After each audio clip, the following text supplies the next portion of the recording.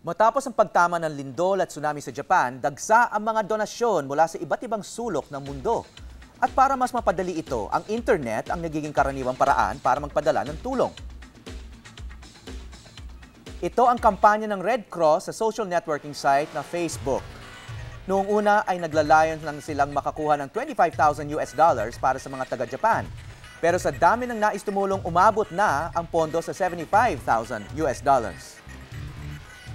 Ang gaming company naman na Zynga, naging paraan naman ng mga mahilig maglaro. Sa pamamagitan kasi sa pagbili ng virtual goods sa Farmville, Cityville at iba pang laro, ay nakakapag-donate kaagad sila ng pera sa mga nasalanta ng lindol at tsunami. May mga website naman tulad nitong Global Giving na ginawa para talaga sa gustong tumulong sa mga biktima ng kalamidad. Pero sa pagdo-donate, kailangan pa rin kayong makasiguro na sa tamang online donation program kayo nagbibigay. Ayon sa security company na Trend Micro, maghanap mismo ng impormasyon sa mismong charity tungkol dito. Maging maingat sa mga donasyon na hinihingi sa pamamagitan ng email o text messages. Umiwas sa donation websites na humihingi ng personal na impormasyon.